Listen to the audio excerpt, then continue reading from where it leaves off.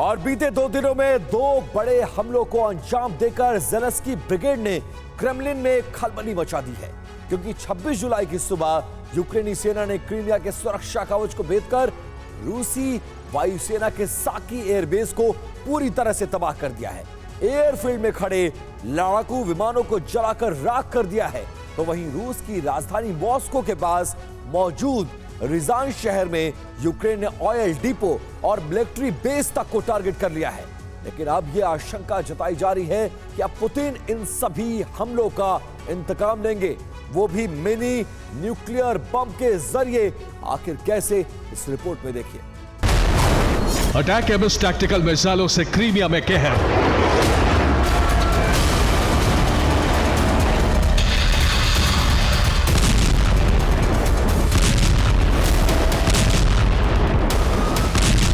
तो वहीं दूसरी तरफ रूस की राजधानी मॉस्को से महज 183 किलोमीटर दूर पश्चिमी रूस के एक प्रांत पर यूक्रेनी ड्रोन्स का गदर।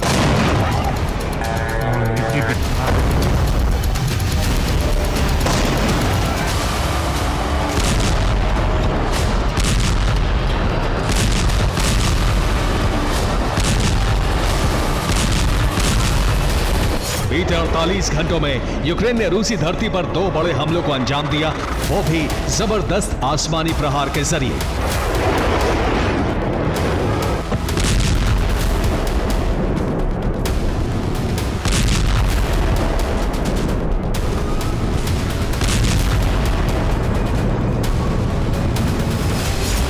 आपको बता दें कि यूक्रेन ने पहला अटैक 26 जुलाई की सुबह पश्चिमी क्रीमिया में मौजूद साकी एयरबेस पर किया, वो भी अटैक एमएस टैक्टिकल मिसाइलों के जरिए। वहीं यूक्रेनी ब्रिगेड ने दूसरा अटैक 27 जुलाई की सुबह पश्चिमी रूस के रिजान प्रांत पर किया, वो भी कामिकाज़े ड्रोन्स के जरिए।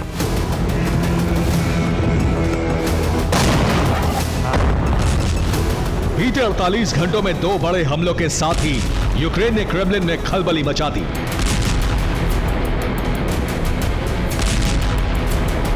क्योंकि एक तरफ फिर क्रीमिया पेनिनसुला को अटैक एमएस ने दहलाया।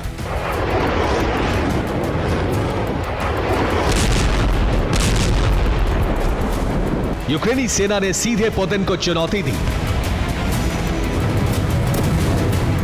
तो वहीं रूसी राजधानी से कुछ ही किलोमीटर दूर बेहद ही विध्वंसक अंदाज में यूक्रेनी ब्रिगेड ने ड्रोन के जरिए पश्चिमी रूस के एक प्रांत को बारूद से पाट दिया।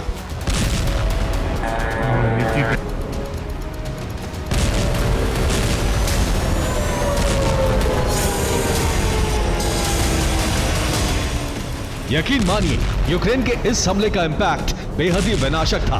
आखिर कैसे, यह भी जान लीजिए।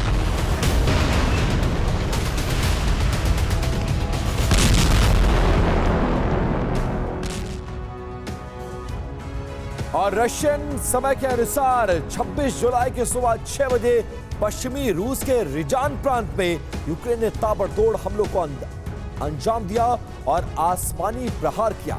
मीडिया रिपोर्ट्स की माने तो यूक्रेनी बॉर्डर से करीब 450 किलोमीटर दूर पश्चिमी रूस के रिजान प्रांत पर यूक्रेनी ब्रिगेड ने 1 दर्जन से ज्यादा आत्मघाती ड्रोन से हमला बोला। आपको बता दें कि रूस का रिजान प्रांत राजधानी मॉस्को के दक्षिण पूर्व में महज 183 किलोमीटर की दूरी पर बसा हुआ शहर है। सबसे पहले यूक्रेन के कामिकाज़ी ड्रोन्स ने रिजान में मौजूद ऑयल रिफाइनरी पर हमला किया, जिसके चलते ऑयल डिपो में जोरदार धमाके के साथ आग की लपटें उठने लगी। इतना ही नहीं, यूक्रेनी ड्रोन्स ने रिजान प्रांत में मौजूद रूसी सेना के दियागिलेव मिलिट्री एयरफील्ड पर भी धावा बोला। इस हमले में मिलिट्री एयरफील्ड को भी काफी नुकसान हुआ। हालांकि यूक्रेन के इन ड्रोन हमलों को लेकर रूसी डिफेंस ने दावा किया है कि उसने अपने एयर डिफेंस सिस्टम के जरिए यूक्रेन के 7 ड्रोन्स को आसमान में ही मार गिराया।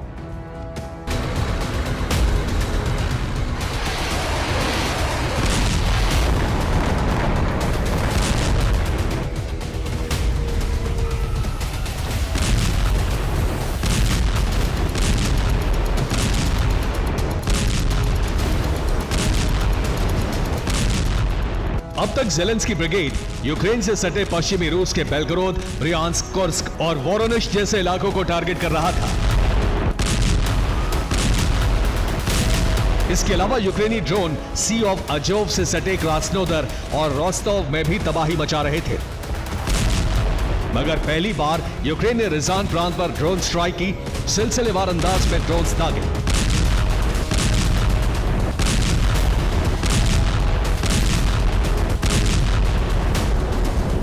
यकीन मानिए, यूक्रेन के प्रचंड ड्रोन प्रहार से पश्चिमी रूस का रिजान इलाका धधकने लगा। मिलिट्री बेस से ऑयल डिपो तक आगजनी तबाही का मंजर दिखाई देने लगा। लेकिन यूक्रेन ने 26 जुलाई की सुबह क्रीमिया पर अटैक एमएस टैक्टिकल मिसाइलों से जो हमला किया वो बेहद ही विनाशक था, क्योंकि यूक्रेन ने अमेरिकी ब्रह्मास्त्र का इस्तेमाल करते हुए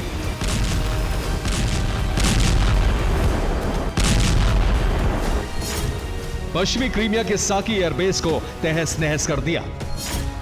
इस हमले में रूसी वायुसेना के 16 लड़ाकू विमान तबाह हो गए। इसके अलावा यूक्रेन ने 3 डिफेंस सिस्टम को भी ध्वस्त कर दिया। रूसी वायुसेना का रडार और हथियार डिपो भी नेस्तनाबूद हो गए।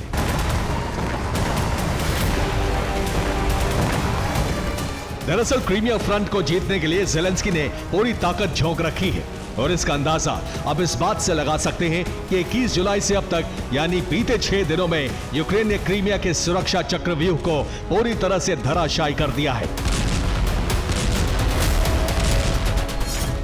मीडिया रिपोर्ट्स की माने अब तक क्रीमिया में 8 S-300 एयर डिफेंस सिस्टम तबाह किए गए हैं।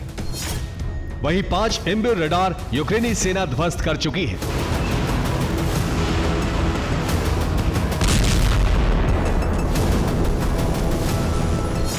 जानते हैं, क्रीमिया में रूसी डिफेंस को तहस नहस करने वाला हथियार कोई और नहीं बल्कि made in America Brahmastra attack MS tactical missile है।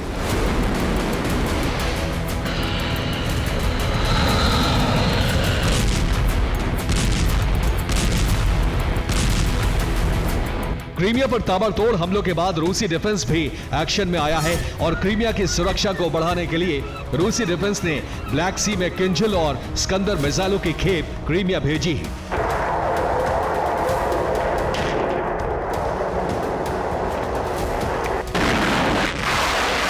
इतना ही नहीं, क्रीमिया पर अटैक एमएस के हमलों को रोकने के लिए रूस ने S-400 डिफेंस सिस्टम को भी तैनात किया है। वहीं क्रीमिया के साथ साथ कर्च ब्रिज की भी सुरक्षा को मजबूत किया गया है। दावा तो यहां तक किया जा रहा है कि क्रीमिया फ्रंट पर यूक्रेन के हमलों पर लगाम लगाने के लिए रूसी नौसेना ने अजोव सागर से जंगी बेड़ों को भी क्रीमिया पोर्ट के आसपास तैनात किया है, ताकि जब यूक्रेन क्रीमिया पर अटैक करे तो उसका जवाब यूक्रेनी पोर्ट सिटी पर हमले से दिया जाए। लेकिन जिस तरह से यूक्रेन क्रीमिया को टारगेट कर रहा है, जिस तरह से पश्चिमी रूस के इलाकों को दहला रहा है, उससे साफ है कि अब ज़ेलेंस्की करो या मरो की जंग लड़ रहे हैं, जिसमें कुछ भी हो सकता है। Bureau report, TV9 Bharatvarsh.